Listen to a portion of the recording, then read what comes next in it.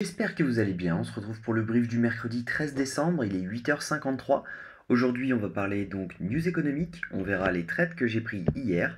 On parlera également ratio long and short, du funding open interest, des liquidations et on parlera analyse technique pour savoir ce qui pourrait se passer dans les prochaines 24 heures. Mais avant ça, je vous invite à liker, commenter et vous abonner. On est 194 sur la chaîne, bientôt 200, ça pourrait faire plaisir de passer les 200 avant la semaine prochaine. Voilà. Donc au niveau des trades que j'ai pris hier. Alors, tout simplement, on avait cette trendline, ok, qui tout simplement a été touchée une fois, deux fois, trois fois, quatre fois, cinq fois. On la break, on rebond dessus, donc on la reteste, on s'en sert comme support, on revient, on réintègre et on rebondit une fois, deux fois, trois fois. Et en fait, je me suis tout simplement dit, je vais m'en servir pour sécuriser mon stop loss, étant donné qu'on a une zone OTE après avoir eu un shosh. Donc tout simplement, on a voulu target ça. Plutôt intéressant parce qu'on a fait un pour 3, donc plutôt cool. Le plan avait été partagé sur le Discord, le lien est en bio.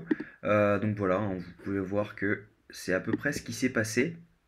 On a eu donc ce dump ici. Donc moi j'avais prévu que ça dump directement. Ça a dump, ça a rebondi, ça a redump ensuite. Donc on est venu chercher parfaitement cette zone. Ensuite, on fait un premier rebond, ok, on fait un premier rebond, on revient faire un plus bas. Donc là on revient faire un plus bas et logiquement on pourrait rebond.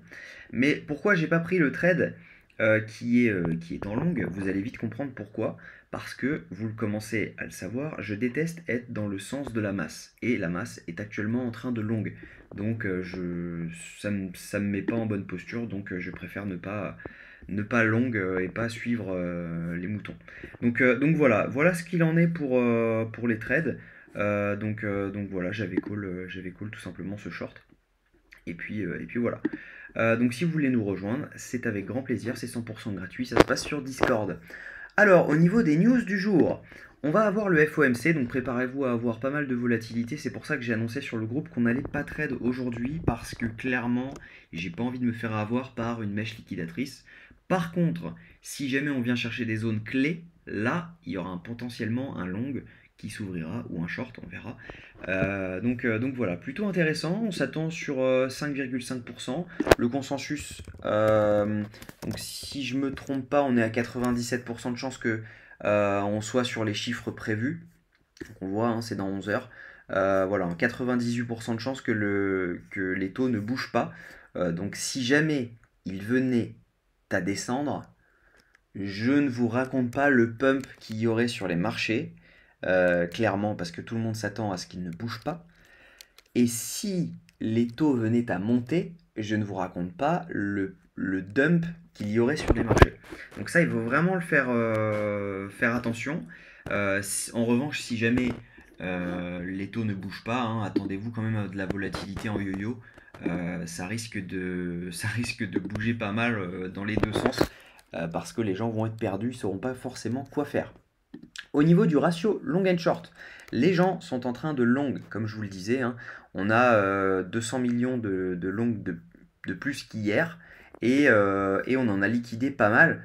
On en a liquidé sur les 24 dernières heures 148 millions de longues. Donc ça veut tout simplement dire qu'on a 200 millions de longues en plus, mais en vrai on a 350 millions de longues en plus parce qu'on en a liquidé 150. Donc si on a 200 millions de plus qu'hier et qu'on en a liquidé 150, ça veut tout simplement dire que c'est des vieux longs qu'on a liquidés et qu'il y a 150 nouveaux qui sont entrés. Donc il y a 350 millions de longues en plus qu'hier. Donc ça revient quand même à... C'est un peu dangereux, ok, on a moins de shorts parce qu'on en a liquidé, ok, il n'y a personne qui short. Donc clairement, en plus le funding nous annonce la même chose, hausse du funding, fermeture, ok, ça c'est des fermetures de short au profit de long. Donc ça veut dire que les gens commencent à devenir bull. Quand la majorité commence à être d'accord sur le sens d'un marché, des gens qui long et d'autres qui ferment du short, en général, il va falloir les mettre d'accord. Donc peut-être qu'on fera une dernière liquidation et ensuite gros dump. Donc on verra parce que là, il y a vraiment pas mal de liquidations. Donc si jamais on regarde en 12 heures sur les positions qui se sont ouvertes, hop, donc on retourne sur la carte thermique. en 12 heures. En 12 heures, on voit qu'il y a pas mal quand même de shorts qui se sont ouverts, il y a pas mal de liquidations, mais on n'est pas à l'abri de faire un yo-yo. On revient liquider tout le monde à 42, et ensuite on recte tout le monde à la baisse, étant donné que sur 3 jours, les liquidations sont à la baisse, parce qu'on est quand même en train de faire des equal low sur equal low, et ça colle pas. Donc voilà, si on se met sur une semaine, c'est à peu près pareil. On a des liquidations à la hausse, mais on en a à la baisse. Donc on n'est pas à l'abri de refaire un plus bas et, euh, et potentiellement revenir chercher ces zones-là ensuite. Mais pour le moment, je pense que le fait de garder ça et d'avoir autant de liquidations en bas, on va forcément venir les chercher. C'est sur 3 mois, il me semble qu'on en a vraiment en bas. Voilà, à 33 900. On n'est pas à l'abri, clairement, si jamais on a un imprévu sur le FOMC, de venir les chercher. Ça, il faut vraiment l'avoir en tête. Et si jamais on se met sur 6 mois, il me semble qu'on en a toujours en bas. Voilà. Non, c'est vraiment les 34 qui seraient intéressants d'être pris. Donc voilà. Et les 34, il me semble, techniquement, que c'est le premier arrêt. Donc ça, je peux l'enlever. Tout ça, je peux l'enlever. C'était simplement pour vous montrer. Il me semble que c'est le premier arrêt de tout le mouvement haussier depuis le bottom. Si je ne dis pas de bêtises, on va se mettre en daily. Donc ça serait pas déconnant de revenir les chercher à un moment donné. Hop, hop là. Alors, c'est un peu le bazar. Excusez-moi, je vais faire un peu de ménage. Donc si on prend tout le move, alors ça, je peux l'enlever. Hop là. Voilà. Alors, j'enlève ça. On va affiner après. Alors, si jamais on prend tout le move, est-ce que ça coïncide? Je crois ne pas dire de bêtises si jamais je dis que c'est les 34 000 le premier arrêt. Hop. Ah, je ne l'ai pas enlevé. 38. 2. Et ça coïncide pas mal. Ça nous donne en gros les 33 490. Et si on regarde, là, on est à 34. Et tac, donc je vais me remettre sur 3 mois. On va affiner un petit peu. Ça pourrait nous emmener à la fin des liquidations. Ouais, voilà. En fait, on viendrait juste chercher ça. Et ensuite, on pourrait voire mécher un peu en dessous pour vraiment recte tout le monde. Donc ça, c'est pas improbable. Il faut vraiment l'avoir en tête, ce scénario. C'est possible de venir chercher ça. Maintenant, tant que personnellement, je ne vois pas de choche, on n'a pas de tendance baissière. Et tant que ce premier arrêt ne casse pas, on reste sur une tendance haussière à moyen terme, ok. Et actuellement, à court terme, on est toujours haussier, parce que tout simplement, on n'a pas eu de choche en daily. On n'a pas vraiment. Je crois qu'on en a en 1 heure, si je ne dis pas de bêtises. Il doit être là. Hop, normalement. Hop. Donc en 1 heure, on l'a, ouais. Et en fait, logiquement, étant donné qu'on l'a, on serait pas à l'abri de revenir chercher. Donc hop, je refais ça. On serait pas à l'abri de revenir chercher une zone de rechargement, ce qui serait vraiment très cool pour une entrée en short. On serait pas à l'abri de revenir chercher ça. Ça, je peux l'enlever, le premier arrêt. Hop. On serait pas à l'abri donc de venir chercher ça. Et là, ça serait potentiellement une très très belle ouverture de short avec un SL au-dessus du plus haut. Parce qu'il ne faut pas oublier une chose, c'est que quand on se met en 3 jours, on a des liquidations à la hausse. Pardon, c'est sur une semaine. On a des liquidations à la hausse. Hop, qui viennent jusqu'au 44 700, 45. Donc en gros, il faut limite se mettre un tout petit peu plus haut, voire par exemple au 45 pour un short. Mais bon, la target est plutôt sympa étant donné que c'est pour venir chercher le premier arrêt, soit les 33, les 34K. Donc ça ferait du 1 pour 4, plutôt cool. Maintenant, libre à vous de rentrer vraiment dans les liquidations. Et puis là, du coup, le SL est quand même beaucoup plus sympa. Donc à voir. Alors en revanche, on n'est pas à l'abri de venir. En fait, il faudrait, pour que ça liquide vraiment et qu'on reparte, il faudrait tout simplement que ça fasse une mèche comme ça et que là on reparte. Si jamais en revanche, vous voyez qu'on fait tac, tac, la rebond de la trend, ok, là on joue, tac, on commence à jouer un petit peu, et ensuite on break, ok, et là on commence à rester au-dessus, et ben tout simplement la tendance sera haussière étant donné que à court terme, hein. On a juste rebondi sur le premier arrêt de tout ce mouvement-là, ok? De tout ce mouvement-là. Donc là, c'est le premier arrêt. Là, la trendline, on a rebondi sur le support, hein, tout simplement. Donc en vrai, il n'y a pas vraiment de choses qui nous disent qu'on est bearish pour le moment, simplement les liquidations. Donc maintenant, si jamais on avait des gros achats spot, ce qui n'est pas le cas pour le moment, le spot il est à plat, ok, alors que le prix, bah, lui, descend, hein, donc clairement c'est le spot qui vend. Donc ça c'est plutôt intéressant de le savoir.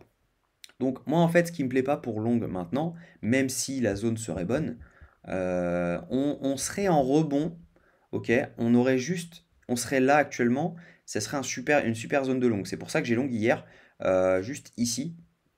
Moi j'ai long, hop, j'avais long en zone de rechargement, donc par là je crois, sur le dump, avec un SL, hop, juste là-dessous. On avait, tac, juste sous la trend et en gros, là, il y avait un mini FVG. Donc je voulais être dessous. Et j'ai close en gros sur la trend. Mais voilà, pourquoi maintenant je ne longue pas? Parce que ici, on a des liquidations, ici, ici. Même si jamais on a chassé, ok, on voit que bah, elles sont là, hein, elles sont là. En revanche, si on y revient, il y a un petit long à tenter parce qu'on n'a pas liquidé au-dessus de ça. Et ça, c'est plaisant parce que là, c'est pareil, on a des équal low ici, on a des équal low ici, ok? Et donc on n'est pas à l'abri de venir faire un truc comme ça. On vient là-dessous, on prend ce FVG là, ok? Et ensuite, on vient, on rebond. Et là, on rebond vraiment. Si jamais on fait ça avant de pump, c'est bullish. Je vous préviens, parce que tout simplement, on sera venu chercher, hop, on sera venu chercher, vous allez vite le voir, hop, la zone de rechargement. En fait, ça ferait vraiment sens de faire ça.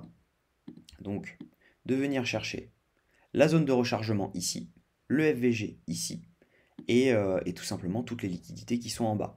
On n'est pas obligé de venir à 34 pour être bullish, on y reviendra peut-être plus tard, ou pas.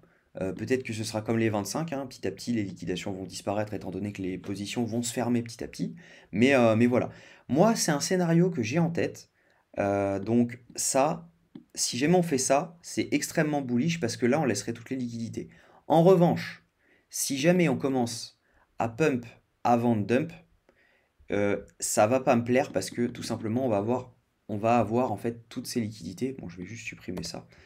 Euh, si jamais on commence en fait à pump comme ça, tac. Si jamais on fait juste ça, ok, et ben c'est vraiment bearish parce qu'on laisse tout ça. Et là du coup, ben on pourrait faire un truc, hop, on revient chercher ça. Et là, bon bah ça dégage et retour à 34. En revanche, par contre, si jamais on dump maintenant et que c'est racheté, et ben là c'est magnifique. Donc, moi, tout simplement, le schéma qu'il va y avoir, c'est que pour le FOMC, je vais placer un ordre en dessous, ok? Et puis on verra. La seule chose qui est un peu gênante, c'est ça. Et encore, on avait swap un peu.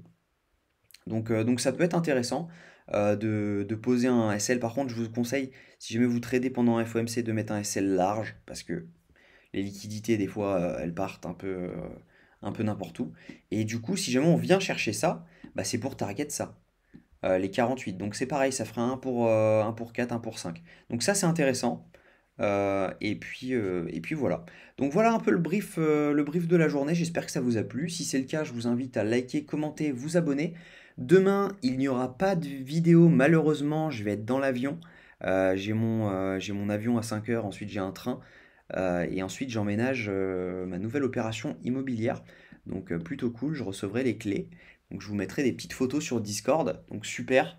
J'ai très hâte. Et vendredi, emménagement. Donc pareil, pas de vidéo malheureusement. Donc ce week-end non plus. Donc on se retrouve lundi directement. Si vous avez la moindre question, n'hésitez pas à me la poser sur Discord ou Twitter. Je réponds en général, ou même Insta. Je réponds en général dans l'heure. Donc ça me fait très plaisir. Je vous invite à passer un super week-end. Prenez soin de vous. Et puis on se dit à lundi.